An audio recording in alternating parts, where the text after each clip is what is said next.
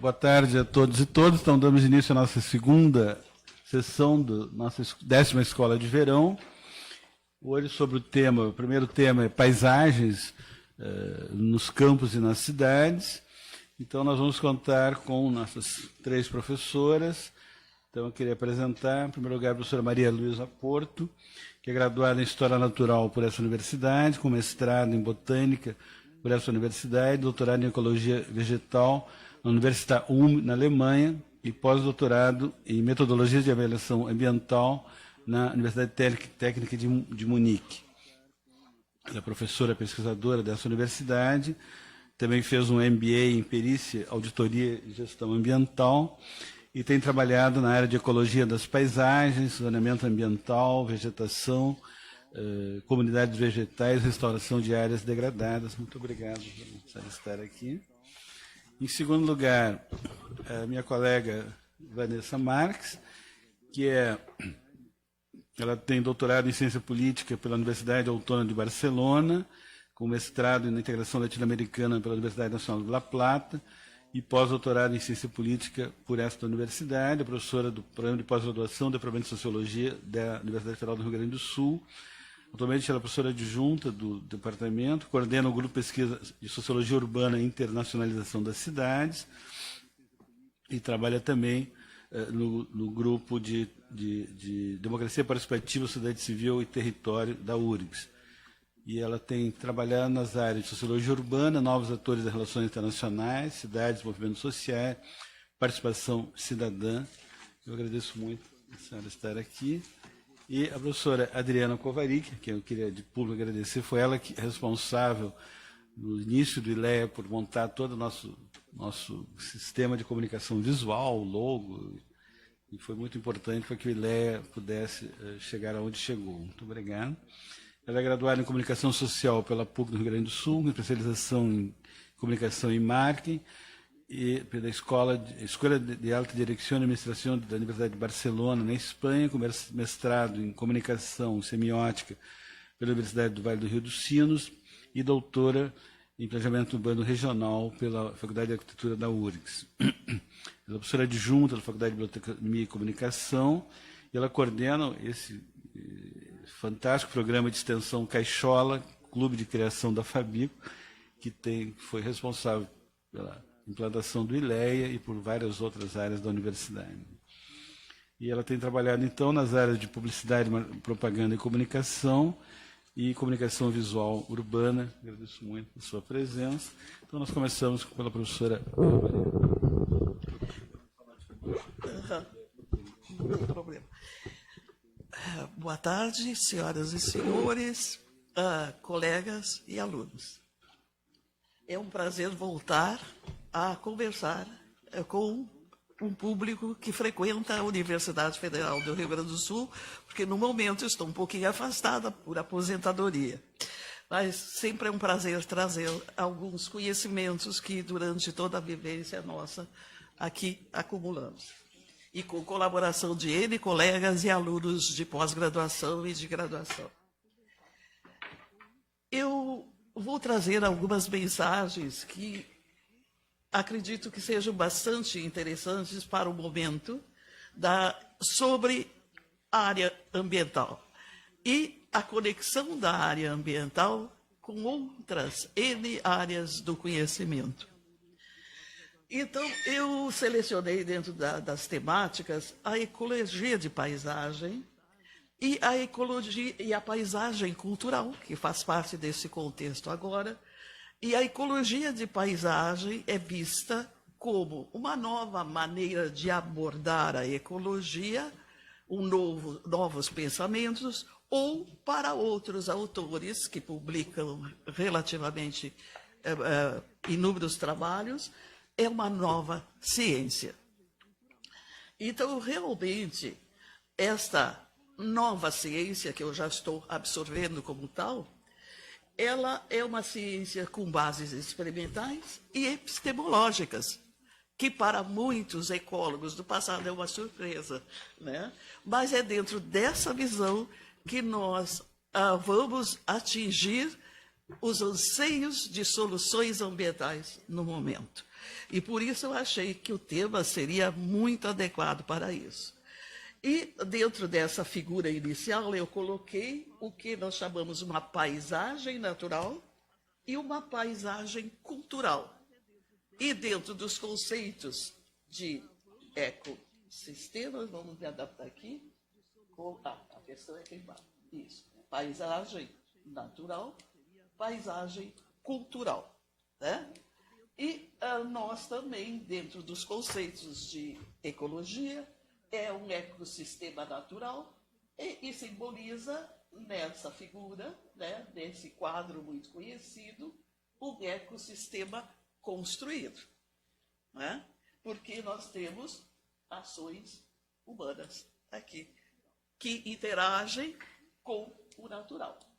E dentro dessas questões é que eu quero realmente refletir em conjunto com vocês a respeito do benefício deste novo pensamento, deste novo desafio. É um novo paradigma que está baseado no holismo, na visão integral global. E, para tanto, nós precisamos, né, interagir de forma multidisciplinar e interdisciplinar para caminhos mais aplicativos na área ambiental. Eu vou iniciar, então, agora com os conceitos do que se entende paisagem dentro dessa nova visão. E o conceito mais tradicional de paisagem é o espaço de terra, que abrange uma visão, uma pintura, um quadro, né? Há o conceito de scenery, em inglês, né?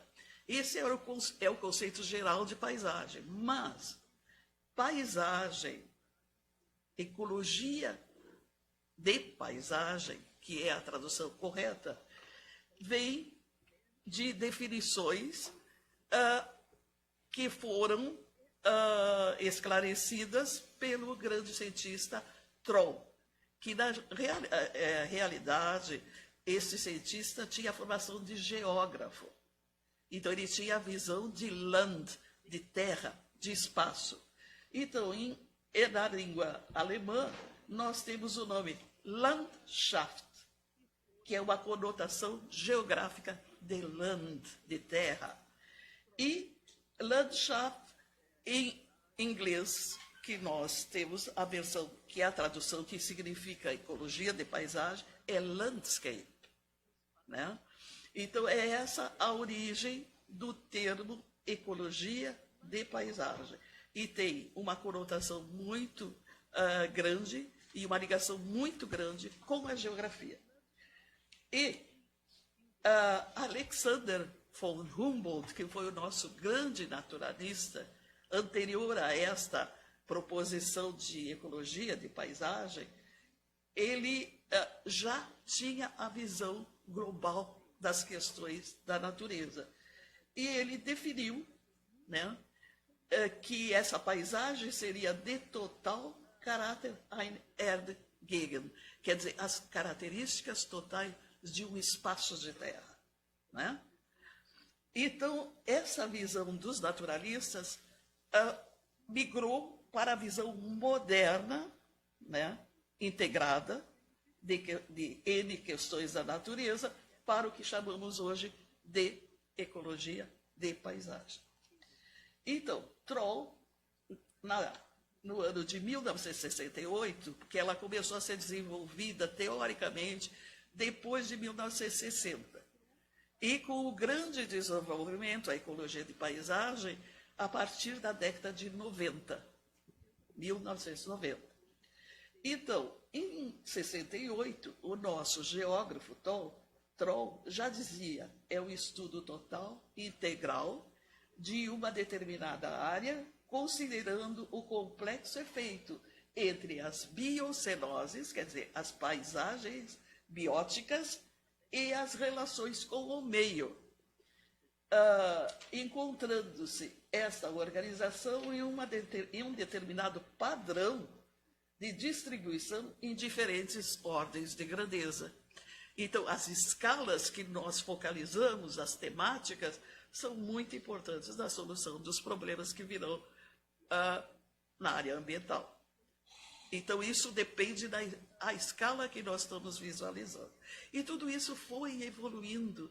Hoje em dia, nós temos técnicas maravilhosas que podem fazer essa ligação de N conhecimentos através do geoprocessamento, de layers, de imagens, e sintetizar, globalizar os resultados. Fazer zoneamentos, por exemplo, falando de uma forma muito simples. Aqui nós temos mais algo bastante interessante referente às escalas de abrangência da ecologia de paisagem. Então, temos que voltar aqui. Nós temos questões que são aqui, que é o vermelhinho, né? Eu estou me atrapalhando um pouquinho. Só aqui, e esse é o vermelhinho. Não, o vermelhinho? Eu tiro. Tá bom, aqui. Isso. Às vezes eu me atrapalho com coisas ultras modernas. Então, aqui nós temos a visão corológica, que é a visão de terra, de espaço, geográfica, né? Isso é a escala corológica. As questões geosféricas, globais, também podem ser abordadas nessa escala, segundo os princípios bases da ecologia de paisagem, e as relações topológicas, que é o ecossistema local. Então, aqui nós temos todas essas relações entre os componentes aqui do ecossistema, entre as fisionomias e entre as grandes fisionomias, né? Então, nós podemos abordar com esse ponto de vista, tanto globalmente, numa grande escala geosférica, como em escalas locais. Até uma lagoa, nós podemos olhar baseado nesses princípios, né? Então, nos parece um caminho muito adequado para a solução de várias discussões e grandes problemas de manejo e uso da terra, por exemplo, ou de conservação da natureza. Voltando a essa questão da visão holística, desse paradigma holístico, nós temos aqui uma figura que foi concebida por David e Lieberman, que são dois grandes autores dentro da área de ecologia de paisagem. Então, nós temos um livro desses dois autores, essa bela figura, e o que ela está simbolizando? Nós podemos ver aqui, isso aqui é o ápice de um vegetal, e é o corte anatômico de um vegetal. Aqui nós temos o caule, os seus vasos condutores, né, e os ramos, a formação dos ramos e o ramo terminal. Então, ele usou essa figura da vida vegetal para simbolizar a multidisciplinaridade, a transdisciplinaridade dessa visão, desse novo paradigma, que é a base da ecologia de paisagem. Então, nós vamos ver aqui, em menor escalas, aqui como se fosse um vaso condutor da planta, nós temos o organismo. Esses organismos compõem populações, as populações compõem comunidades, as comunidades compõem ecossistema, e esses ecossistemas são envolvidos pelas questões todas do ecossistema humano total. Porque dentro dessa situação biótica, nós temos que considerar as questões socioeconômicas e culturais. Em igual peso, as questões bióticas, as questões abióticas do meio ambiente. E de forma holística, global e integrada. Então, dessa maneira, é que nós podemos ter, né, uma possibilidade de conhecer adequadamente o ambiente ou a área que queremos usar ou manejar ou avaliar e, ao mesmo tempo conhecer e, ao mesmo tempo, poder, então, indicar, direcionar o manejo adequado, o uso adequado. Mas não é considerando só a parte biótica, nem só a parte econômica, ou nem só a parte geográfica, geológica, que nós vamos conseguir. Nós temos que considerar o todo. Por isso que aí vem aquilo que eu vou esclarecer depois, a paisagem cultural. Então, essa concepção aqui, então cada ramo corresponde a uma área do conhecimento, como vocês vão ver. Então, aqui são as ciências que fazem parte de toda essa concepção, né, que vai globalizar em uma forma de vida. Né? Então, nós vemos N ciências aqui, ciências agrárias, ciências da natureza, geologia, geomorfologia, etc., ciências sociais para concluir e dar a ideia do que eles denominam dentro, agora da ecologia de paisagem, de ecossistema humano total, THT. E é esse ecossistema humano total que deve ser a base das decisões de uso, de adaptações das questões do nosso espaço, onde a vida está presente. Né? E não só um lado, outro lado, ou outro lado. Não, então ele dá valor igual aos biossistemas, aos geossistemas e aos socioeconômicos e culturais. Então, bio e geo já há muito tempo estão se unindo. Agora, os socioeconômicos e culturais, eles ainda não têm assim, uma divulgação tão grande e uso tão grande de caminhos que integrem isso. Mas nós já temos isso previsto na própria legislação do meio ambiente e decisões do CONAMA, onde fala da necessidade de zoneamento ambiental. E isso está ligado. E zoneamento socioeconômico ambiental. Então, isso já está previsto. O problema é que as pessoas ainda não conhecem nem tão bem a teoria e as ferramentas que existem. E já existem ferramentas para isso, eu vou mostrar para vocês. Né? Então, por isso eu também achei o assunto muito interessante para este fórum, né? Porque integra, é multidisciplinar. Né? Então, vamos um pouquinho adiante nessa questão dos conceitos e agora entrar, acredito, no que eles chamam também a nova forma de abordar, o novo paradigma da ecologia, da paisagem cultural.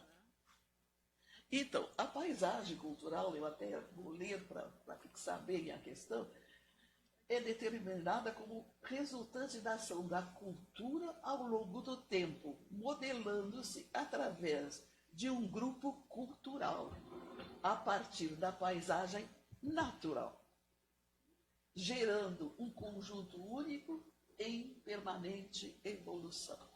Reflitam. O que vocês acham que existe de belos exemplos a respeito de uma paisagem cultural aqui entre nós? Eu vou adiantar um pouquinho. O nosso Pampa não tem essa característica. Eu vou depois mostrar um pouquinho mais.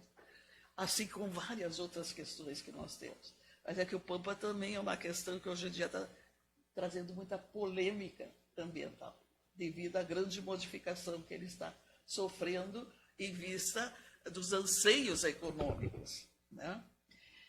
Uma outra definição muito interessante é a paisagem cultural é aquela modelada por meio de um grupo cultural, onde a cultura é o agente e a área natural é o meio. E a paisagem cultural é o resultado.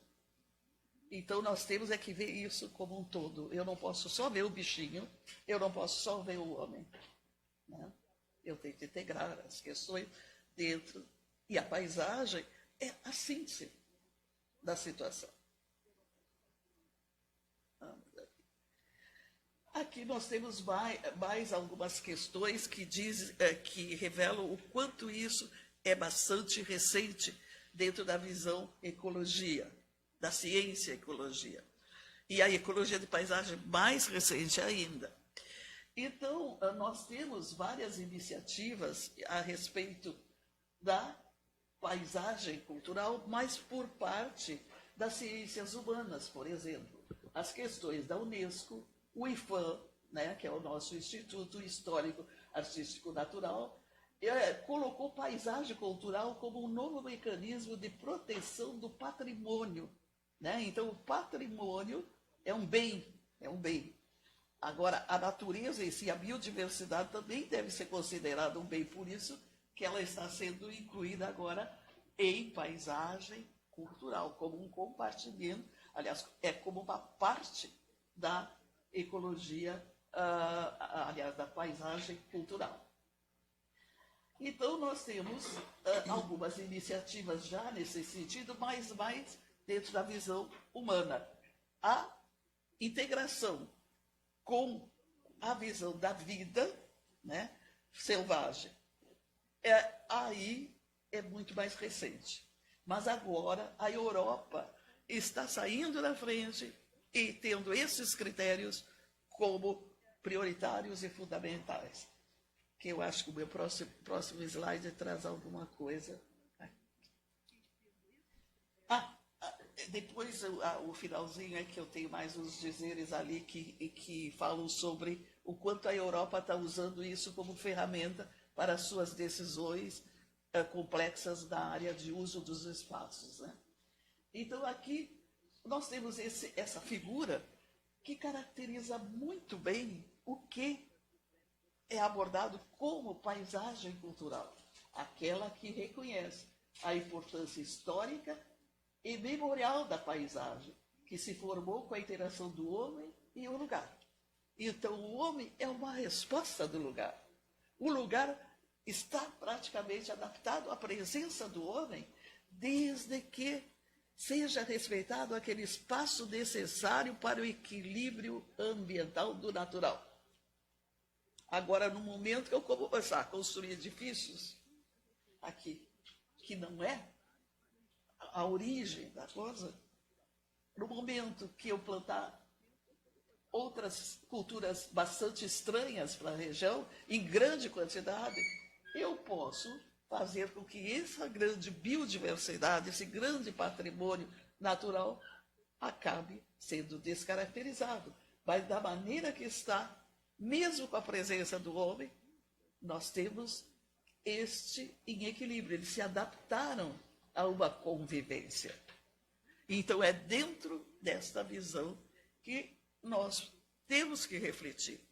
Aqui também suportaria aquelas áreas núcleos, que são as áreas quase que santuários da biodiversidade. Porque o resto tudo que é utilizado de uma forma de adaptação ao longo dos anos, como o homem aqui no Pampa, seria o tampão para aquela área núcleo. E os estudos que os meus colegas estão fazendo estão mostrando que tem N áreas núcleos maravilhosas e que o fazendeiro está lá. E ele respeita também, porque isso aí é uma questão de um relacionamento emocional muito grande que está presente. Então, ele é o próprio que vai conservar também, se ele está dentro da sua cultura. Agora, se ele tem uma visão só de lucro, aí as coisas podem ficar difíceis. Então, pode-se ter coisas diferentes do Pampa, mas, no entanto, numa proporção que não altere a matriz. Isto é que é importante. E a matriz são os campos. E ali é que está a grande biodiversidade. Né? E grandes extensões ajudam, né, a um equilíbrio entre o homem e a natureza. Bom, gente, vamos mais um pouquinho vendo alguns exemplos lindos aqui do nosso Pampa. Aqui nós temos a Europa, tem muitas terras, assim, tu que conheces bem, vocês estiveram lá também, né? como nós temos espaços ocupados, mas ocupados de uma forma, né, bastante racional. A agricultura não são monoculturas, são normalmente pequenos terrenos com uma alta produção. E então, esse convívio harmônico com o homem e a natureza, que forma uma paisagem cultural como essa, é frequente de se encontrar. E claro que tem as grandes cidades também, que depois eu vou falar um pouquinho sobre cidades, aglomerados urbanos, né? Então, aqui também tem uma definição muito bonita. Olha, se eu estou passando do tempo, por favor. Eu preparei para 20, mas eu não sei. Que bom, que bom. É que a gente às vezes se entusiasma, né? Então, a paisagem pode receber vários significados, mas na ciência geográfica é definida como um conjunto de estruturas naturais e sociais de um determinado lugar, no qual desenvolve uma intensa interatividade, seja entre os elementos naturais, entre as relações humanas e desses com a natureza, identificando-se dessa forma essa definição como os princípios de paisagem cultural da ecologia de paisagem.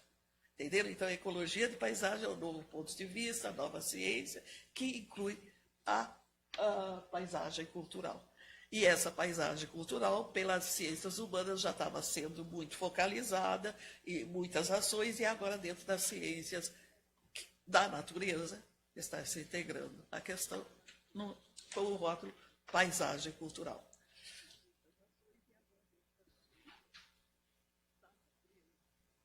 A paisagem cultural, essa é nossa, do Pampa, considera um conjunto de estruturas naturais e sociais, e a ecologia de paisagem os considera sob o ponto de vista de ecossistemas naturais e construídos, como eu expliquei no início da palestra.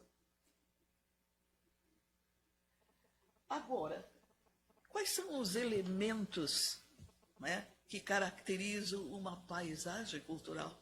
Ele não fica só no presente, ele está no passado e no passado geológico, na história e na história geológica. Então, nós aqui para os Pampas, nós começamos aqui explicando pela paleontologia e arqueologia. Nós temos vestígios que foram encontrados, as preguiças grandes, né? São fósseis que nós temos nos museus hoje em dia, e aqui são as tocas encontradas nessa região pampiana, né? Então, desde esse tempo, existia uma interação entre os animais e a vegetação. E a vegetação, como o nosso Pampa, ela é formada pelo que nós chamamos de estepe, que é o termo técnico, estepe, que popularmente nós chamamos de campo, que é com gramíneas. Existe o tipo savanoide, que são pequenas arvoretas retorcidas, e existe remanescentes de florestas do tipo ciliárias. Então, ela tem essas três fisionomias. E no tempo das preguiças gigantes, as savanas estavam mais presentes, então arvoretas, e elas se alimentavam dessas folhas, dessas árvores. Bom, isso tudo é uma conquista também em tempos geológicos, porque houve uma questão dos campos em idade geológica. Primeiro surgiram as estepes, depois houve mudanças em idade geológica globais, climáticas, e vieram as savanas, porque a temperatura aumentou, e, na atualidade, nós estamos na fase que a temperatura proporciona as latifoliadas, ou seja, as florestas. Então, as florestas penetraram. E, no Pampa, nós temos um mosaico dessa história, porque isso são terras bem recentes, como o Atlas Ambiental de Porto Alegre explica muito bem, em outra palestra eu posso explicar muito bem isso. Então, e nós encontramos esses três tipos que são relictuais e que formam o nosso campo. Então, o nosso chamado Pampa, ou campo em geral, ele, na realidade, ele não é um tipo só, ele é um complexo vegetacional. E esses animais do passado viveram numa dessas fases, como é o caso da preguiça, né, que tinha mais disponibilidade, porque a alimentação dela eram arvoretas e de folhas largas, né, que formavam as savanas. Aqui nós temos, já mais recentemente, né, falando em idades, né, desde a idade geológica, questões arqueológicas, que são indícios, né, e são coisas que nós temos que considerar quando manejarmos uma área. Como foi? Quem passou por aqui? Quem viveu aqui? Então, a nossa arqueologia nos direciona, né? Olha aqui, isso aqui são resquícios de populações de indígenas que viveram na área, que deixaram, então, os seus vestígios, como os charruas, os minuanos que estão extintos. Os guaranis, por exemplo, das missões ali, e tudo isso foi dando uma miscigenação, depois humana, que faz parte do tipo humano do Pampa, né? Então, nós temos que retomar todas essas questões para entender a reação do povo atual, os hábitos dele, como ele usa a terra, né? Então, a pessoa que vive ali, o bateiro, como nós chamamos em botânica, quando vai para a floresta conosco, ele nos dá informações preciosíssimas. Então, o cientista, o técnico, ele tem que conhecer, ele tem que ter diálogo com essas pessoas para se orientar melhor ainda em suas descobertas.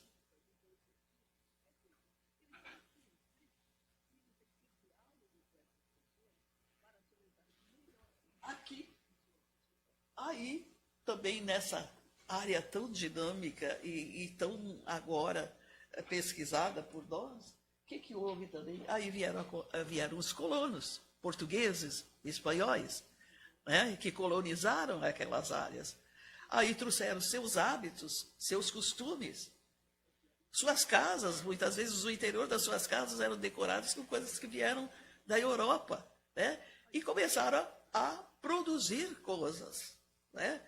Produzir e utilizar também a terra, mas baseado naquilo que o ambiente proporcionava, né? Aquilo que era adequado, né? Aquilo que era a vocação.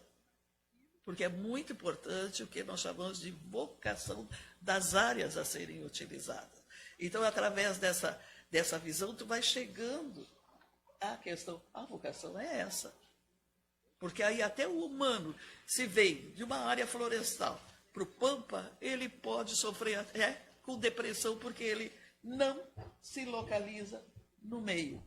Então, às vezes, essas doações de terra para gente que não faz parte daquela cultura, não pode ser o melhor. Vou correr um pouquinho. Tá bom. Então, aqui nós temos as casas, né, que refletem. Aqui, depois, esses grandes fazendeiros precisaram de auxiliares. Aí escravizaram. Então, os africanos entraram aqui, porque eles começaram a produzir o charque, né?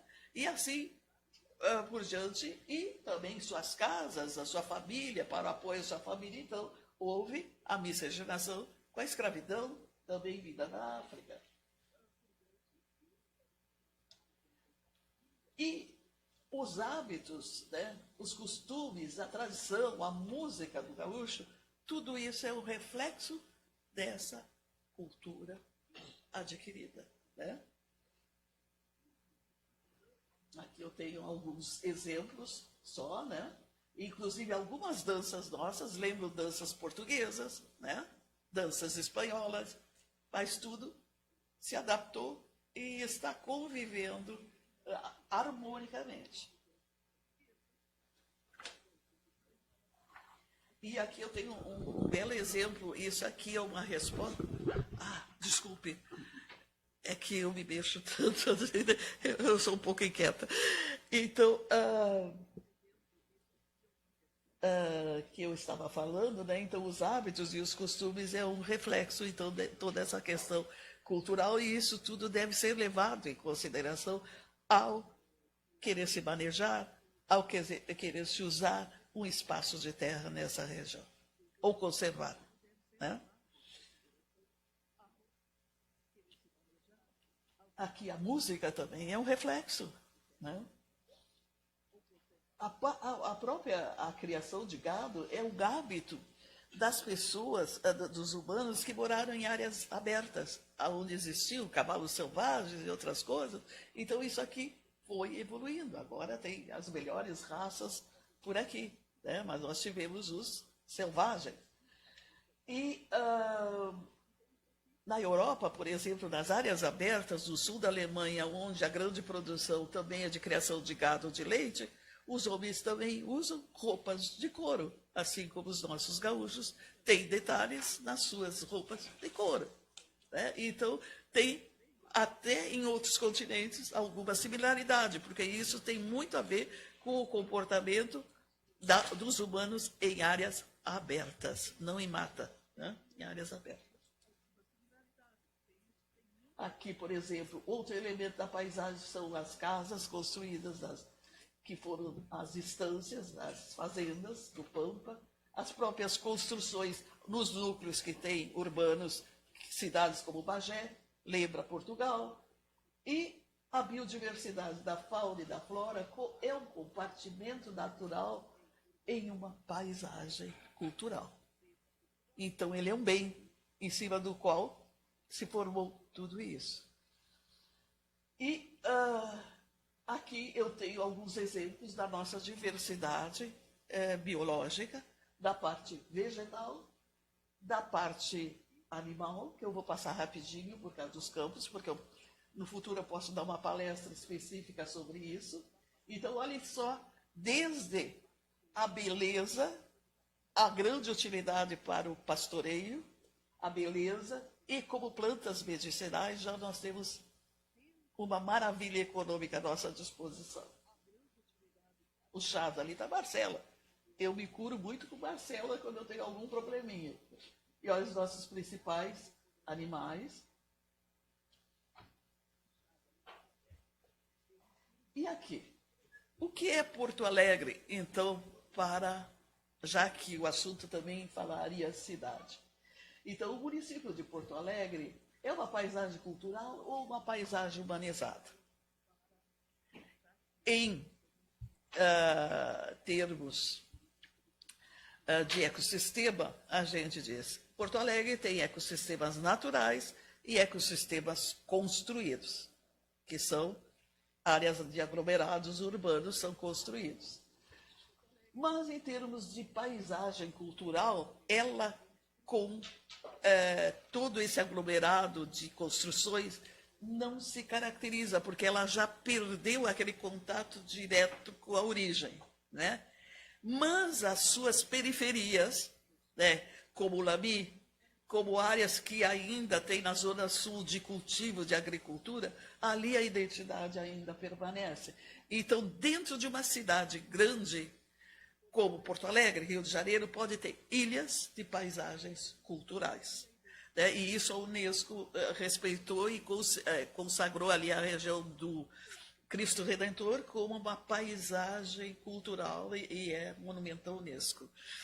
E aqui Porto Alegre, então, nessa figura, que é a capa da tese de um ex-doutorando meu, mostra todos os compartimentos grandes nessa cidade, desde os naturais, os construídos, tal. Então, na realidade, ela não constitui elementos da paisagem, isso são segmentos, né? E diferentes compartimentos, podendo alguns constituírem paisagens culturais, como eu disse. Então, a maioria define como paisagem humanizada, né? Uma cidade grande como essa. Mas alguns compartimentos podem ser paisagens culturais. Isso foi uma reflexão minha sobre a literatura, e paisagem humanizada é adaptada por arquitetos e outras áreas do conhecimento. A geografia parece que também adapta paisagem humanizada. E eu estou, então, tentando definir, dizendo que é um complexo, né? E aqui, então, conclusão, são as paisagens culturais valiosas para a conservação da natureza? Não resta nem dúvida, eu acho, depois que ficou claro o quanto. Porque aí nós localizamos realmente de uma forma, de uma visão integrada, né, todo o valor disso. E é o caminho. São as paisagens culturais importantes para o planejamento, manejo e gerenciamento das áreas? Não resta dúvida. Eu diria, é o caminho adequado para nós, no momento, e para seguirmos as recomendações legais, inclusive. Né? Por quê? Aí, olha, aqui vale a pena ler. O conceito de paisagem cultural inclui os biossistemas, geossistemas, sistemas socioeconômicos em igual importância, assim como isto constitui a base fundamental da nova ciência e ecologia de paisagem. Esse é o caminho para a sustentabilidade ambiental. Que todo mundo fala em sustentabilidade, mas ninguém sabe exatamente como atingi-la, a sustentabilidade ambiental. E é considerando esses diferentes N compartimentos e integrando e sintetizando que nós vamos ter um caminho de sustentável para problemas ambientais, né? Ou para o uso da terra, né? E já existem ferramentas, e nós usamos várias ferramentas, como o Atlas Ambiental de Porto Alegre, ele usou o geoprocessamento. E já temos N, e é uma ferramenta para utilizar e para manejo de questões em Porto Alegre, com certeza.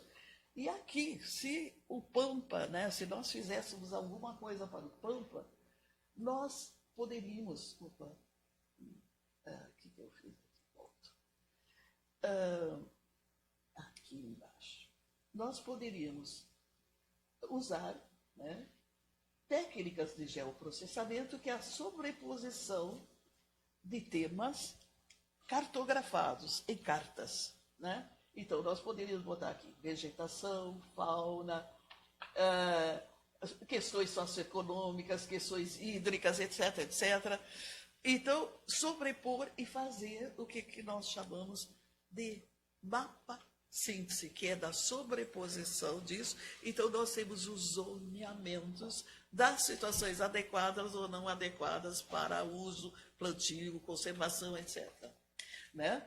Então, temos as técnicas, já temos a teoria da ciência toda, já tem gente preparada, teoricamente e tecnicamente, para isso, e é preciso, então, agora, ir na direção das políticas públicas, em que deve considerar programas que respeitem o que se chama um planejamento territorial, que prevê exatamente zonear e ver as tendências do lugar, as vocações de cada lugar.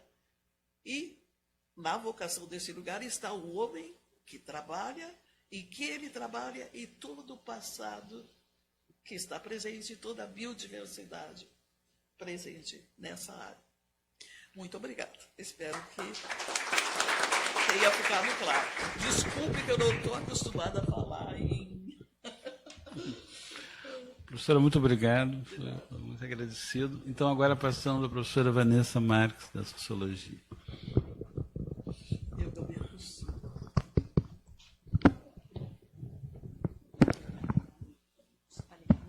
Tá ligado? Sim. Bom, boa tarde a todos e a todas. Eu gostaria primeiro de agradecer o convite para estar nessa mesa para o professor José Vicente e cumprimentar os meus colegas também de mesa aqui. Bom, eu acho que o tema ele é bem interessante, né, das epistemologias mundiais aqui dessa escola de verão. E eu vou falar, a minha participação aqui é para falar mais em relação à cidade e os estudos urbanos. E eu acredito que foi muito importante poder um pouco refletir sobre esse tema e poder preparar alguma coisa aqui para vocês, porque eu acho que isso é uma das questões que nós vemos discutindo no grupo de pesquisa Sociologia Urbana e Internacionalização das Cidades, que é o grupo de pesquisa que eu coordeno, tá? No pós-graduação em Sociologia, vinculado ao programa de pós-graduação em Sociologia, porque a gente debateu durante todo esse semestre metodologias de estudos urbanos. Tá? Então, eu acho que para pensar um pouco essa questão da ciência da cidade, como dizia o Lefebvre, tá?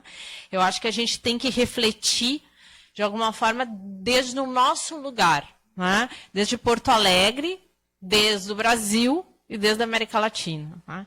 E como é difícil para a gente poder refletir sobre uma perspectiva mais descolonial, ou desde uma perspectiva mais latino-americana, se a gente vem estudando, né, desde lá nos estudos de sociologia urbana, nos clássicos, né, a Escola de Chicago, a gente vem sempre tendo como modelo as cidades norte-americanas e as cidades europeias. Né? Então, durante esses anos de formação da Escola de Chicago, a gente sempre aprendeu, né, através do Park, do Wirth, do Simmel, né, desses teóricos um pouco que pautaram essa escola de estudos urbanos e da sociologia urbana, sempre pensando, né, como é que a gente define cidade. Né? E isso era uma das questões mais centrais nesse estudo, porque o foco da cidade e seus léxicos, né, na Escola de Chicago, consistiam sempre em separar o rural do urbano. Tá? Então, como é que a gente pode definir o que é o urbano? Tá? E na segunda metade do século XX, então, se analisa a cidade enquanto um sinônimo, né, de uma unidade socioespacial, tá? Um nodal, definir a cidade como grandes aglomerações, povoada, né? Fechada em si própria, e tendendo, então, a definir ela, em alguns, também como uma identificação de alguns sinônimos, como uma metrópole. Tá? É onde está a divisão internacional do trabalho, onde estão as indústrias. Tá? Então, mais tarde, se começou a definir um pouco o perímetro urbano, a questão da área metropolitana, da região, da megalópole. Né? Então, sempre a partir de um aglomerado urbano, né? Com uma densificação alta, né? E analisando isso a partir, então, de aspectos sociais, econômicos, culturais. Né? Então, se dizia que a cidade era onde se centralizava um pouco a cultura, a educação, onde tinham as universidades, onde se formava o conhecimento, tá? Do ponto de vista cultural. Do ponto de vista do trabalho, né, onde, através da Revolução Industrial e da migração campo-cidade, então, se concentrava aonde tem o trabalho e a todas as infraestruturas urbanas para isso. Tá?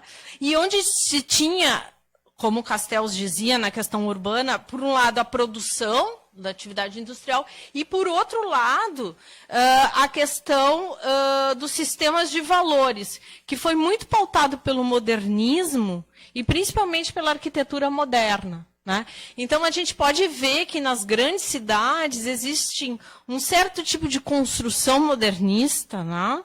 Que isso definia um pouco essas marcas na cidade. Né? Então, a partir da Carta de Atenas, isso se proliferou para o mundo, né? Isso foi se disseminando. Então, mais tarde, a gente pensando assim, bom, a Escola de Chicago veio definir essa questão da cidade, né? A definição de cidade, mas mais tarde aparecem algumas problemáticas, que eu acho que é uma problemática bem contemporânea nossa atualmente, nos estudos urbanos, que é essa questão da multiscalaridade, a questão multiscalar. Tá? Então, a Sassen, ela aparece, então, como um expoente aí, conceituando a questão da cidade global, né? E a partir, então, trazendo a globalização e o sistema financeiro internacional pautando também essa questão da cidade global, né?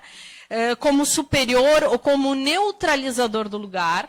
Tá? E a partir disso, dessa questão multiescalar, também aparece autores como Swingendon, né? Que conceituou a questão da glocalização. Então, vão aparecer essa questão que também apareceu anteriormente aqui, a questão global-local, tá? Com uma forte intensidade. E agora, uma das novas agendas no Brasil, nos estudos urbanos, que a gente percebe que está se produzindo muito a respeito disso. Eu agora tive na Nampur, né, mas também a partir dos estudos urbanos está se pautando muito a questão da financiarização das cidades.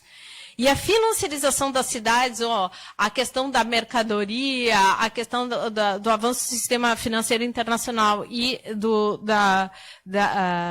digamos, dessas grandes construções nas áreas centrais, nos chama a atenção para uma coisa, né? Que esse capital internacional realmente ele está no tecido urbano. Tá? Então, através de agências, né? Através de bancos, né? Então tem um avanço desse capital financeiro, né?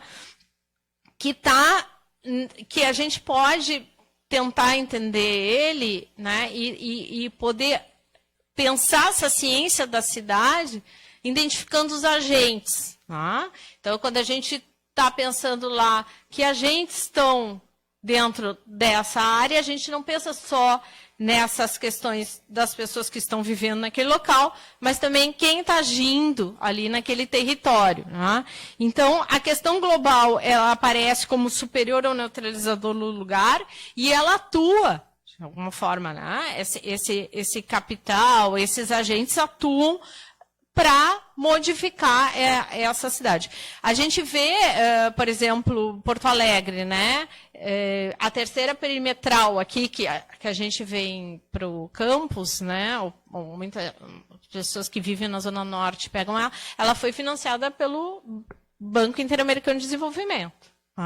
A partir de um projeto de cooperação com a agência alemã, que começou a capacitar as pessoas. Então, na verdade, as cidades sempre tiveram esse financiamento internacional, né, ou essa capacidade de captar recursos internacionais e nacionais para as grandes infraestruturas urbanas. Tá? Só que a gente tem que pensar que isso está no tecido urbano e esses agentes eles estão atuando. Tá? Então, a Sassin chama atenção para isso, né? E ela diz que a gente pensar a ciência da cidade, a gente pensar os estudos urbanos, a gente também tem que contemplar essa questão global e esses agentes internacionais atuando na cidade. Né? Então, ela vai conceituar a cidade global, a Sassin, a partir dos lugares subnacionais, né, em que diversos circuitos globais se cruzam e posicionam essas cidades em diversas geografias transfronteiriças. Né, que ela vai ter um outro livro que ela vai tratar mais disso, dessas geografias transfronteiriças, que se chama Linked Cities, que são estruturadas e constituídas em práticas e atores distintos. Tá? Então, existe um aumento nas transações dessas cidades globais. Tá? Por exemplo, Nova York, Cidade do México, São Paulo. Tá? E também as geografias de crescentes circuitos transfronteiriços em cidades que tenham uma população maior, né? Como, por exemplo, as cidades chinesas. Né? Então, elas vão criando suas próprias dinâmicas, que ela vai chamar uma dinâmica transfronteiriça, mas no sentido que elas estão de fronteira no território vizinho, mas em si numa escala global. Tá? Um outro autor que a gente tem trabalhado bastante no grupo de pesquisa é o Neil Brenner, a partir da teoria crítica. Tá? E ele é mais contemporâneo, mas ele está falando também dessas concepções multiscalares né, e territorialmente diferenciadas, e vai reformular essa divisão espacial do urbano e do não urbano, tá? Mas a partir de processos. Né? E ele vai dizer que essa tentativa de ultrapassar os limites das perspectivas centradas unicamente na morfologia do tamanho populacional, ou na dicotomia, quando a gente falava desde a Escola de Chicago, do rural e urbano, tá? É necessário a gente pensar também nesses processos de relações mútuas existentes entre essas aglomerações, que vai um pouco no que a Sassin falava, né? Mas também dizer o seguinte, que a expansão mundial do capitalismo produziu, né, um terreno vasto e intensamente variado de condições urbanizadas. Né? E aí ele vai dizer, existe um processo desigual de domínio nesse espaço. Né? E que deve ser visualizado as formas emergentes dessa urbanização. Então, ele está chamando a atenção para a questão dessa desigualdade dos processos. Né? O que vai nos levar um pouco a gente pensar desde a América Latina. Né? Mas é ele lá que está teorizando, né, a partir dos Estados Unidos, mas está dizendo, bom, existem essas formas emergentes que estão aí de urbanização, né? E a gente pode classificá-las em urbanização concentrada, né? Nessas aglomerações densas, que a gente vem estudando, né? E uma urbanização mais extensiva, né? Ela pode ser concentrada ou ela pode ser extensiva, ele vai falar. Né? E dessas extensivas, essa urbanização extensiva, ela vai trabalhar numa lógica de extração de recursos, né? De comunicação, de produção de alimentos, gerenciamento de água. Por exemplo, quando a gente trabalha muito essas questões, agora eu estou orientando uma doutoranda que está fazendo sobre a questão do lixo, né?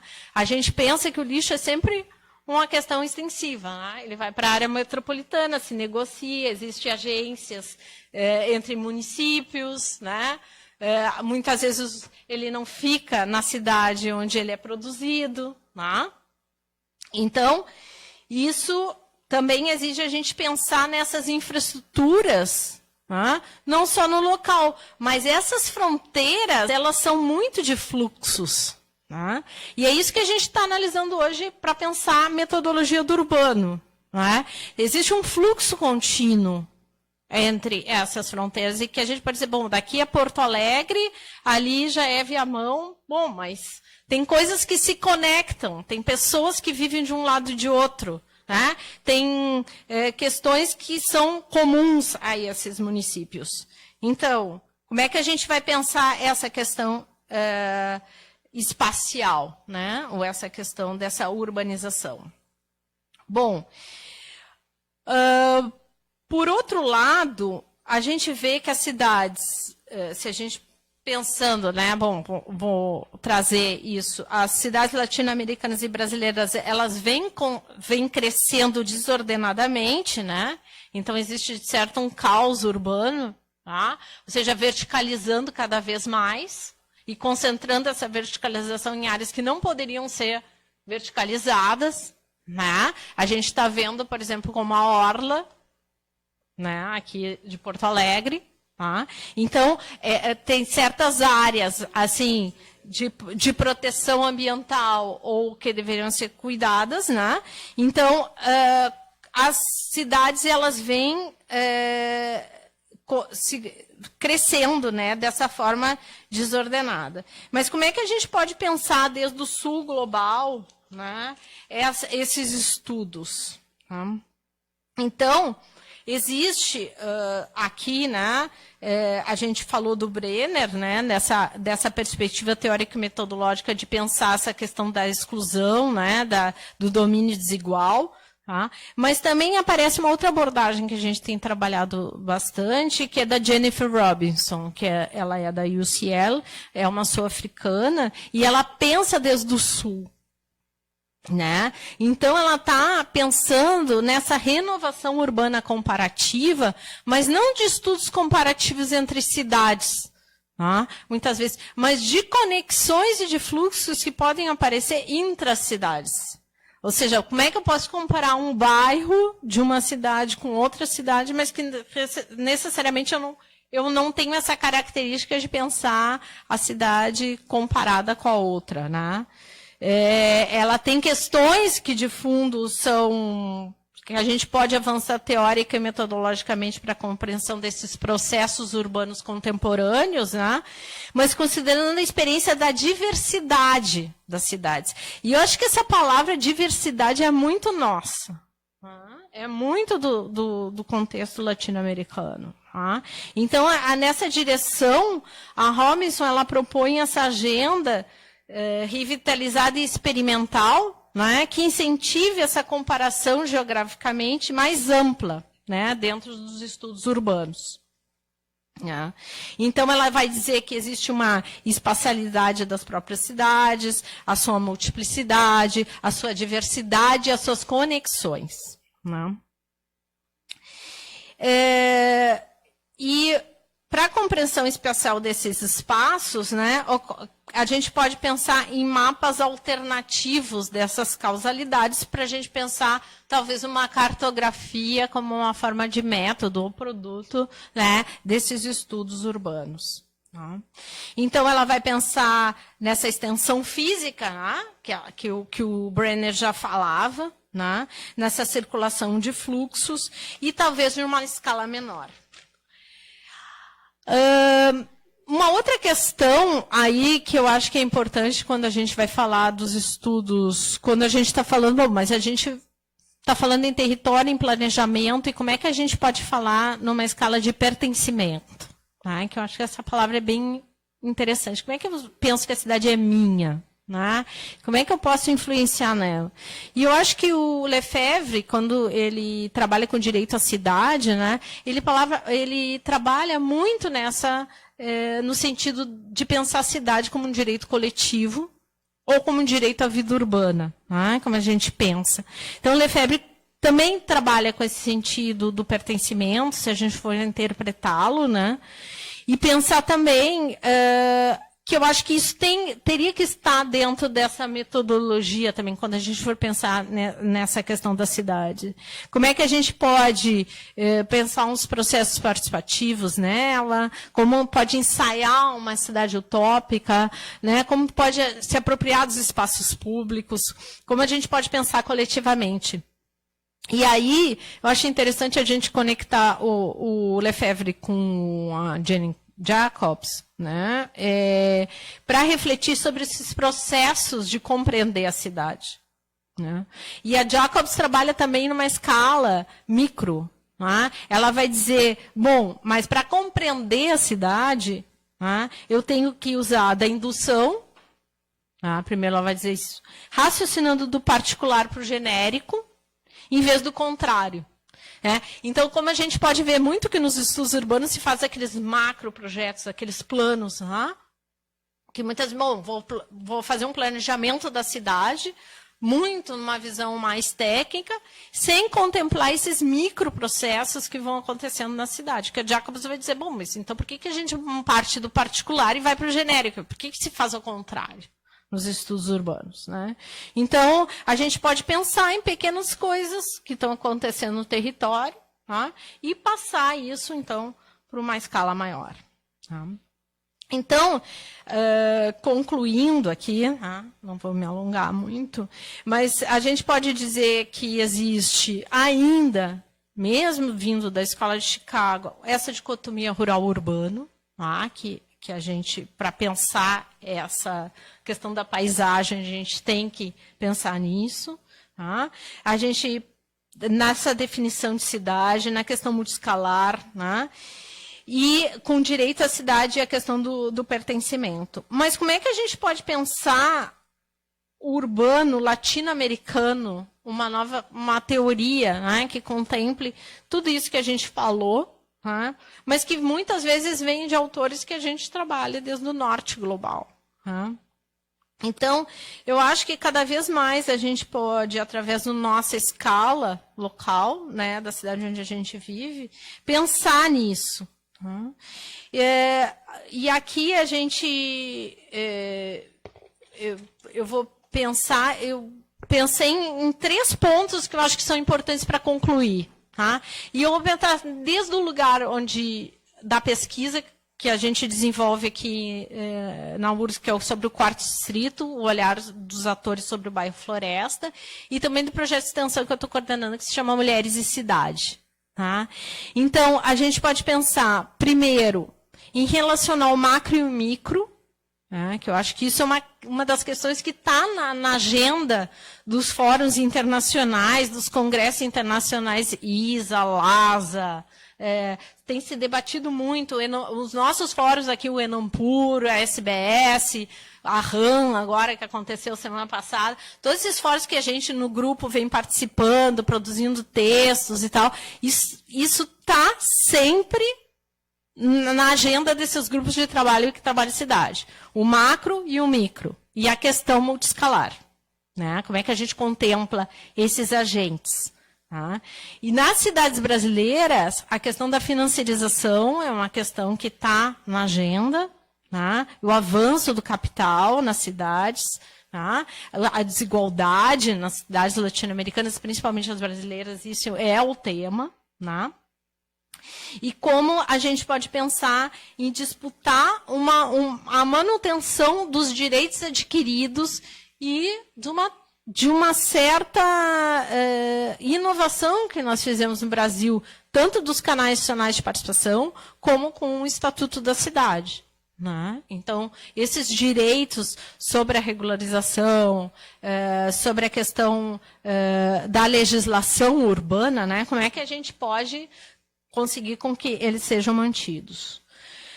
Outra questão que apareceu bastante, que aparece, é a questão do conflito. Uhum. A questão do conflito, no caso latino-americano, ela é evidente nas cidades. Tá? Seja por situações de violência, seja por situações de marginalidade avançada, como diria o Vacan, seja como pobreza, a questão dos despejos, a questão dos mega eventos, né, que foi uma das coisas que a gente assistiu aqui no Brasil. Né, nós tivemos Copa do Mundo, nós tivemos Olimpíadas. Tá? Então, essa questão do conflito ela está pautada nas cidades. Né? Então, como é que a gente pode pensar a cidade através do conflito? Então, tem autores, por exemplo, como o Weiner, que vem trabalhando com a questão do planejamento conflitual, ou o Rolston, né, com o planejamento surgente.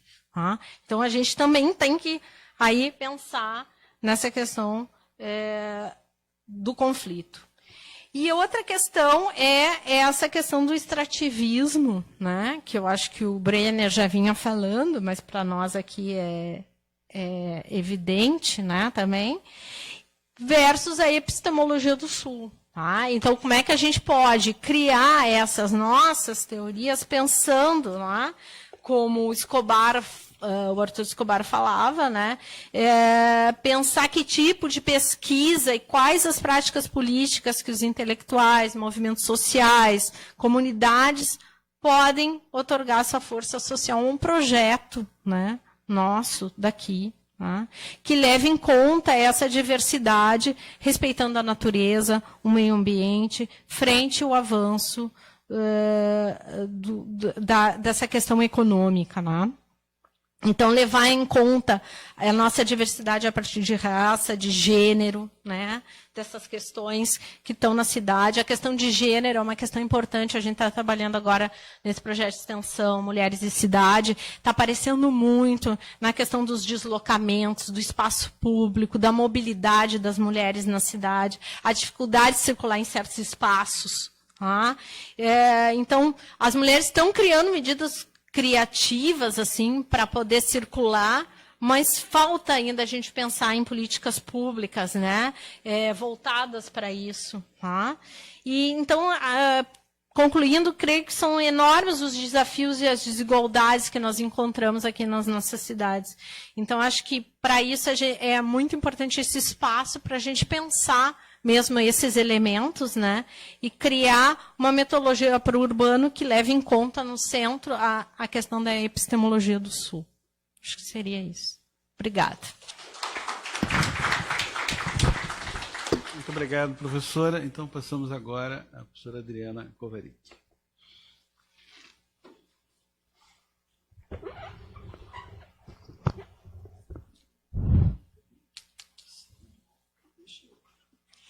Bem, boa tarde. Eu agradeço o convite, Zé Vicente. É a segunda vez que eu estou aqui. Estou bem feliz com isso. Cumprimento os colegas de mesa, cumprimento a plateia. Tudo bom com vocês? Vocês estão me ouvindo? Não gosto desse instrumento. Então, começa aí? É? Tá. O que eu trago aqui hoje para conversar com vocês... primeiro, eu queria pedir desculpa pelo atraso e vou pedir mais uma desculpa daqui a pouco, tá?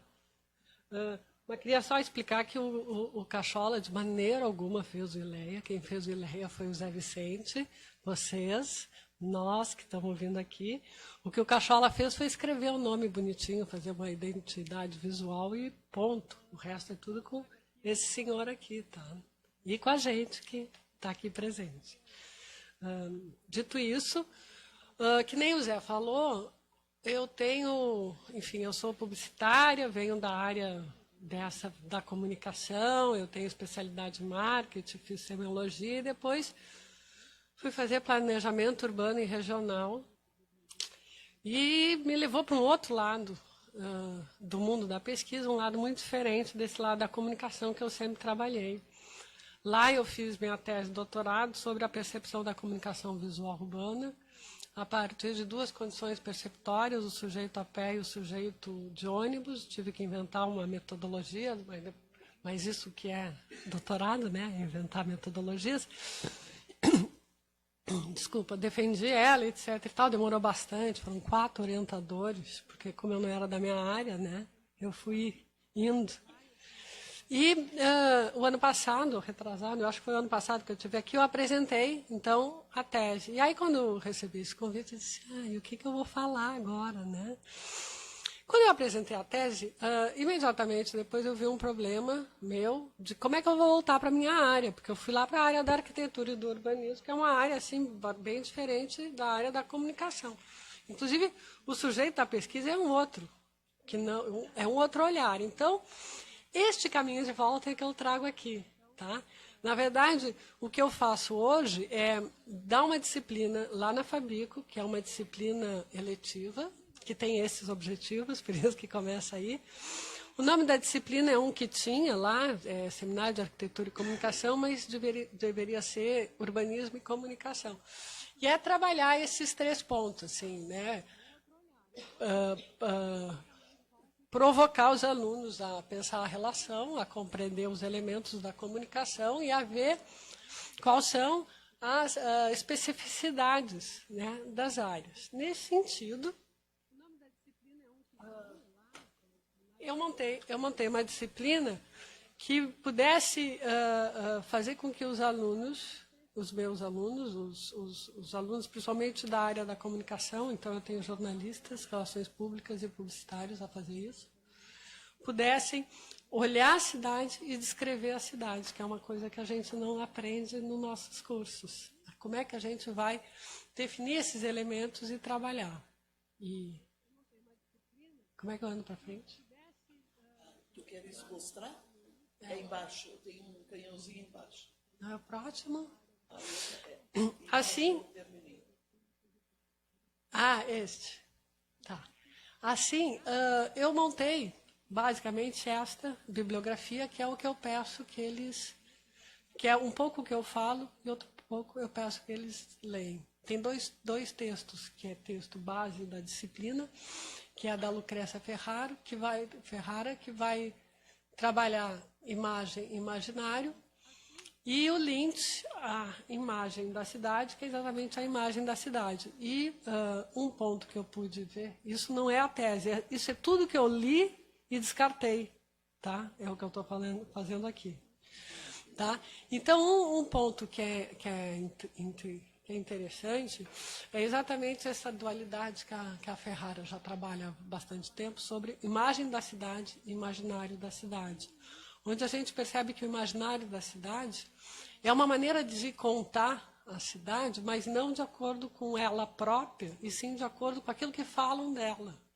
É quase que a fofoca sobre a cidade, por assim dizer, mas fofoca no melhor dos sentidos, tá? E a produção de sentidos sobre a própria cidade.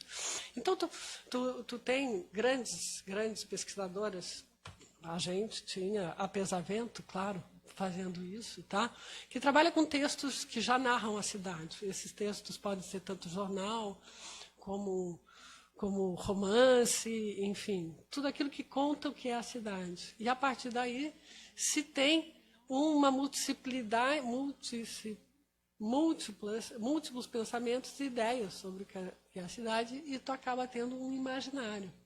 Eu orientei um TCC há uns 2 anos atrás sobre a mudança do imaginário no quarto setor, que isso, assim, é impressionante como vai mudando e como dá para se medir isso. E ela fez esse trabalho, foi bem bacana, assim. Tá? Então, por um lado, tem esse trabalho do imaginário da cidade, que é um trabalho que nós, da área da comunicação, fazemos com certa desenvoltura. Por outro lado, tu tem a área da imagem da cidade, que daí tem que ir a campo. Tem que falar com as pessoas, tem que medir, tem que espacializar. O que eu senti, então, na minha caminhada de volta ao curso de comunicação, foi o que o Frederico Holanda, define como um buraco, um espaço entre o que se trabalha na área... Não, aqui. Um buraco no que se trabalha, por assim dizer, na área da arquitetura, tá? Aqui, a medição, o estudo da cidade pelo fazer arquitetônico, que é um estudo muito espacial, mas que aparentemente esquece as pessoas. Tá? E, no lado oposto, o estudo que as ciências sociais, naturais, promovem também da cidade, trabalhando o fenômeno social, mas aparentemente muitas vezes esquecendo do espaço social em si, da espacialização daquele fenômeno. Dito isso, o Holanda propõe, eu acabo usando na tese, uma maneira de tentar juntar as duas coisas, que é a sintaxe espacial. Tá? Aí, então, a sintaxe espacial vai trabalhar tanto com a estrutura sintática da cidade, quer dizer, trabalhar com as suas possibilidades de movimento concreto, as vias, os espaços abertos, espaço fechado, onde é que tu circula, tá? E também com a ordem visual, que é a ordem simbólica. Nesse sentido, então, eu monto esses quadros e apresento para meus alunos, contando que existe isso, que existe esse aparente buraco, né, por assim dizer, entre um estudo e o outro, e eu provoco eles que eles olhem para a cidade de Porto Alegre, que eles encontrem um fenômeno ou alguma coisa que lhes interessa, e em grupo eles me propõem um pequeno projeto de saída de campo para fazer um pequeno estudo, um pequeno levantamento, e isso é o trabalho da disciplina. Para ajudar eles a pensar um pouco mais a cidade, hoje em dia é uma sorte, nós temos uma quantidade enorme de artigos sobre várias questões urbanas, e aí então eu disponibilizo esses artigos para que eles escolham aqueles que eles lhe interessem, e aí eles também vão aprender uma ou outra metodologia para sair à cidade. Tá? O ponto mais importante da imagem da cidade, que eu acho que é uma coisa que talvez seja pouco trabalhada aqui, que é a questão da arquitetura mesmo, do Kevin Lynch. O Kevin Lynch, ele lá na década de 70, ele propõe esse livro, onde ele faz uma pesquisa em 3 cidades norte-americanas, Las Vegas, New Jersey e Boston, se eu não me engano. Faz uma pesquisa com várias pessoas, vários cidadãos, várias técnicas, tá? Entrevista, mapa mental. E aí ele acaba descobrindo que existem 5 pontos, 5 elementos na cidade. E esses 5 elementos são os elementos que a gente narra a cidade. Vocês já devem saber. E aí, o que é que acontece? Esses 5 elementos, que são os nós, os caminhos, os bairros, as divisas e os marcos, eles não são elementos que aparecem nessa pesquisa porque eles, do nada, por assim dizer. Eles são elementos, tá, que eles são ou descritores espaciais, ou seja, eles te ajudam a descrever a cidade. Uma linha, se eu perguntar para vocês como é que vocês saem daqui e vão até a Bento, vocês vão me falar de linha, de caminho, né? De um ponto onde vocês vão dobrar, que é um nó. Vocês podem ter referências visuais, que são os marcos, tá? Então, eles são ou descritores espaciais ou visuais. E é, na verdade, assim que a gente consegue descrever um espaço urbano, tá? E essas características, esses pontos, eles vão ter características ou perspectivas ou topológicas. Quer dizer, ou eu estou dentro, estou fora, estou do lado, ou eu estou me direcionando a elas. Tá. Então, feito isso, e é isso que eu vim mostrar para vocês, que não é assim, que é assim. Eu tive, na verdade, 32, mas eu perdi um, eu não sei, tá. Nós tivemos 31 trabalhos. E aí a minha segunda desculpa. Quando eu montei essa tabela, no fim de semana, eram só 3 colunas. Só 3 colunas. Mas eu me dei conta, pelo lugar que eu vinha, então eu botei uma 4ª, que foi antropologia urbana. Tá?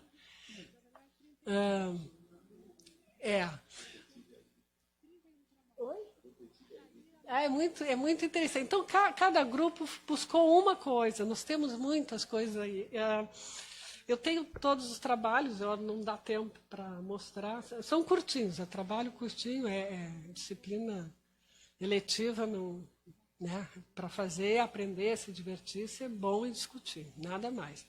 Então, assim, dentro do imaginário urbano, o primeiro e mais engraçado é sobre as fachadas de motéis. Então, os alunos queriam saber se a fachada ia ter alguma... as pessoas iam escolher os motéis por localização ou fachada, se a fachada ia dizer alguma coisa. Então, os motéis que eles escolheram foi um que parece um castelinho. Tem uns motéis incríveis em Porto Alegre, que eu nem sabia que tinha. Tá? Fantástico isso. Depois, outro que veio, que eu achei super interessante, foi o Quilombo da Família Silva. E aí se divide entre... Para mim, eu fiquei muito na dúvida entre imaginário urbano e antropologia urbana, né? Porque ela contou a história, mas por que eu botei aí? Porque ela trabalha com as notícias que saíram do jornal sobre isso. Então, vira imaginário, tá? A Copa do Mundo, aí me lembrei da tua fala, o que eles fizeram? Eles pegaram os dias de jogos de Copa do Mundo em Porto Alegre, pegaram a campanha da FIFA, que é ridícula, desculpa dizer, mas que é uma outra Porto Alegre, assim, o Itabezinho fica a 2 passos daqui, não sei se vocês sabem disso, tá? Então, pegou toda aquela história contada da FIFA de quem era Porto Alegre, pegou o dia dos jogos e aí pegou no jornal o que acontecia naqueles dias. Tá? E principalmente a parte policial, então, que Porto Alegre não é tão bela que nem a FIFA queria que fosse. Tá? Os 2 viadutos também tanto podia num ou outro, mas é que eles se transformaram, né? O viaduto da Borges, ele conta... O trabalho conta o que tinha antes, é a primeira grande obra de engenharia urbana que a gente tem, esse viaduto, a abertura da Borges, e como é que ele é ocupado hoje. Tá? O que ele foi e como é que ele é hoje. E tem um lado dele que é bem triste até. Embaixo e tal, que ele é ocupado por drogaditos, enfim. E o da Dona Imperatriz é o Novo Brooklyn, né? Então, o surgimento do Novo Brooklyn. E também vi a notícia de jornal e Facebook, Instagram, por isso que eu coloco aí. O Parques de Porto Alegre, também imaginário social, também via Facebook. Pegou os 4 maiores parques de Porto Alegre e começou a se fazer assim. Quando um surgiu, o que é que se diz nesse parque? Tá? Então, tu tem o Parque Marinha do Brasil, o Parcão, a Redenção e o Parque Germânia, tá? Que é cercado, que é novo. E é interessante assim, que alguns é para... O Marinha do Brasil, obviamente, que é para esporte, muito mais que os outros, ou pelo menos esse é o imaginário que aparece nas mídias sociais, nas redes sociais. Poa Visual é uma página do Facebook, e eles foram ver o que é que essa página conta, tá? A Gonçalo, por que ela é a rua mais bonita do mundo? Então, TripAdvisor, isso aí é imaginário urbano. A Ponte da Zenha é ótimo, porque foram 3 alunos que ficaram encantados com a história e me perguntaram, professora, como é que não fazem isso? Tem que, todo ano tinha que comemorar. É uma ponte muito importante, ninguém sabe. Eu disse, veja você como é conhecer a cidade de Porto Alegre. Né? Estado do Grêmio é ótimo. Obviamente, ele era gremista, eram 2 meninos, e eles começaram a me perguntar por que é que mudaram, por que será que escolheram aquele lugar, por que primeiro o primeiro estádio eles nem falaram, eles falaram a Arena do Grêmio, e a anterior, eu não me lembro o nome, o Olímpico, né? Então, assim, qual é que é o entorno e como é que é a ocupação do entorno e qual é a relação disso com os sócios. Então, qual é o imaginário, como é que é o sócio do Grêmio. E aí eles viram que foi levado para lá, mas o entorno continuou meio parecido. Enfim, é bem interessante o que eles fazem. Travessa dos venezianos... também imaginário urbano, que eles fizeram uma revitalização e aí em cima uma primeira, já fizeram várias, viu? Mas pintaram, tintas Renners, isso. Pintaram o coral. E aí eles mostraram via notícia como ela se tornou de novo importante e realmente fazem, há algum tempo fazem festa lá, é muito legal. Lendas urbanas até foi esse semestre, demorou para chegar. Como é que se conta essas lendas, então, daquela igreja que mataram um escravo e que nunca aquela igreja vai ficar pronta, que é a Nossa Senhora das Dores. De imagem urbana, só 3, que eu acho que é o mais difícil, porque não é... Para tu conseguir espacializar, eu tive que fazer um doutorado em planejamento urbano. Então, espacializar algo é uma coisa complicada para quem não faz arquitetura ou design. Isso é que eu começo a perceber. Tá? Então, a Rua São Manuel é uma rua enorme em Porto Alegre, enorme em Porto Alegre. Ela é interrompida pela Ipiranga, depois pela Perimetral, e o menino que quis levantar o uso de solo dessa rua. Então, ele pegou pelos trechos, e aí ele pegou mais ou menos, depois ele fez uma média de aluguel pelos trechos, para poder mais ou menos definir, né, a questão social e econômica, e depois alguns rótulos, assim, armazém, supermercados, enfim, o que é que tinha em cada, e se descobriu que são umas 4 ou 5 ruas, na verdade. Apesar de ser uma só, ela vai mudando muito. O aterro no Guaíba, enfim, espacialmente a cidade vai crescendo e eles vão contando, e McDonald's é algo que se usa georreferenciamento e marketing, geomarketing, que a gente chama. Então, eles pegaram o McDonald's Porto Alegre, que tem mais faturamento, e aí, que é aquele da Ipiranga com a Silva Só. E aí fomos ver por que é isso, e na verdade é que é o mais bem localizado. Tá, ele é um ponto... Exatamente. É por isso, porque ele é um ponto que, de balada, é muito fácil eu ir até ali. Então, ele acaba... em nível de cidade, né? Ele é o mais central.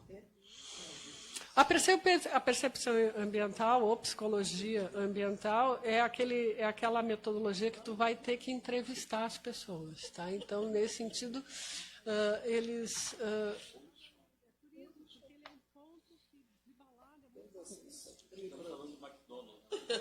Tá, a percepção ambiental... Enfim, tem 4 que eu incluí, que são, e os 4 são, 3 são 2 do Pax Artes, tá? Que são aquelas intervenções hoje que tem graça, que tem na cidade de pintar as fachadas, tá? De chamar um artista, um grafiteiro, e ele fazer uma arte urbana que se diz grafite urbano. Então, tem 2 projetos que foram feitos já, tem um no centro, tem um na Cidade Baixa, e o de cima, na João Alfredo, que tudo é proposta ou de tintas coral, ou de tintas Renner, essas coisas assim. E o Vila Flores também foi daí do prédio, né, da edificação lá do Lutzenberg. Qual é a percepção anterior e atual? E aí a menina foi lá e entrevistou as pessoas, por isso percepção ambiental. Na área da antropologia, eu, de novo, peço desculpas, porque eu me meti. Mas, enfim, tá? Há um trabalho bem bonitinho sobre feiras modelos e feiras orgânicas. Então, eles pegam as feiras modelos de Porto Alegre, que são, espacialmente, elas são iguais, elas têm a mesma estrutura. E as feiras modelo, tá? Que são muito tradicionais, em alguns pontos eles pegaram 2. E as feiras orgânicas, tem uma que é ótima, que era no Iguatemi, e que o piso era de grama sintética. A gente adorou aquilo. E aí, o que eles fizeram? Eles foram ver, eles entrevistaram os feirantes, para ver que tipo de produto eram colocados, eram oferecidos, e também os consumidores, quem ia à feira, que tipo de gente era, o que procurava, eles fizeram uma pequena, né, questionário, aplicaram, e não muda muito, gente. Mas, enfim. O Caminho dos Antiquários é aquela praça, como é que surge e quem é... Vocês sabem qual é a praça que tem ali na frente do Capitólio, tá? Aquela é uma praça que aos sábados é uma exposição de antiquários. Então, eles foram lá, entrevistaram os expositores, as pessoas que vão, desde quando, que tipo de comunicação se usa, esse tipo de coisa. Ciclovia é algo que se está bastante interessado, pelo menos os meus alunos, e eu tenho 3 trabalhos sobre ciclovia. Um primeiro trabalho tirando foto e vendo, principalmente apontando os defeitos, tá, das vias. Toniolo, enfim, contou a história de quem é Toniolo. E a Praça Parobé, também eu achei que caía mais nessa área da antropologia urbana, porque é um resgate. Vocês sabiam que a Praça Parobé, antes de ter sido desmanchada, era uma praça de estilo francês, assim? Sabia, gente? Pois é. Aí veio a enchente de 41 e acabou com tudo. E aí, quando voltaram da enchente, eles não fizeram mais praça, eles fizeram estacionamento antes. Então, essa que é a história. E o legal é que os alunos ficam conhecendo a cidade, ficam encantados. As pessoas não conhecem a cidade que moram, né? Mário Quintana também, no mesmo sentido, a pergunta era o que era, por que foi transformado, no que foi transformado e quem é que vai lá hoje. Teve um grupo que fez uma comparação entre a ciclovia de Porto Alegre e a de Montreal. A de Montreal é melhor, gente, eu quero dizer para vocês. Mas nós vamos chegar lá. Tá? Bares temáticos é muito interessante também, porque é um rapaz que gosta de bares temáticos, e tem vários agora, e eu não sabia, na Cidade Baixa, inclusive Vários bares temáticos. Vários. Vários. Bares temáticos. E aí ele escolheu 4, e aí foi até lá e entrevistou o dono, tirou foto e viu quem é que ia. E aí eu provoquei que ele, de alguma maneira, espacializasse isso. Então ele perguntou para os frequentadores de onde é que eles vinham. E aí ele ficou muito impressionado que a maioria vem de fora da cidade. Tá? Fora da cidade, assim, Gravataí, Viamão também, não de São Paulo, mas dá para vir de carro, mas vem de fora. Não é quem está ali do lado. Quem está ali do lado não vai no bar temático, vai no bar da esquina. Detetive Aline também, que quiseram descobrir, que tem toda a história, ligaram. E agora a detetive, ela existe, ela quer saber mesmo. Tem ali, eu tenho até a idade dela. Eu acho que ela tem 40 e poucos anos, é casada com um jovem de 30 e poucos. Tá? E ela estava fazendo direito, porque ela queria ser delegada, e o marido morreu, e ela teve que dar um jeito de se virar, porque ela já tinha filho, e ela começou a fazer isso. Essa é a história dela. E ela estava muito triste, porque sempre teve a lei, mas agora veio de novo... atualizaram a lei de comunicação visual urbana na cidade, de equipamentos urbanos, e aí ali de novo proíbe lambe-lambe. E isso aí é lambe-lambe, né? O cartazinho. Então, Detetive Aline. Onde estão as UPAs? Eu fiquei na dúvida também, podia ter posto em outro lugar, mas eles pegaram... Vocês sabem o que é UPAs? Unidade? Tá, pois é. Então, a ideia era... achei o que eu perdi. A ideia era ver onde é que elas estão e para quem elas servem. Então, pegar o geomarketing e ver... Porque, teoricamente, a UPA é um lugar que você vai quando tem alguma urgência e depois te levam para o hospital. Então, tinha que ser perto do hospital. Então, eles espacializaram isso na cidade. É bom você não se acidentar na Zona Sul. Manifestação... e por último, a menina chamou assim, mas ela estudou, ela fotografou, né? Essas manifestações, que ela chamou manifestação de cultura urbana, mas são lambe-lambe, são todas essas comunicações visuais que não são publicidade oficial, que são colocadas. Então, ela pegou 2 lugares da cidade para ver que tipo de manifestação cultural urbana era em cada lugar. Um foi na Cidade Baixa, tá? E ali perto do Instituto. E a outra foi fora, agora não me lembro, eu acho que foi na Cidade Alta, tipo Padre Chagas, algo assim. E que tipo de manifestação se tinha e se tinha diferença nisso. Foi essas comparações.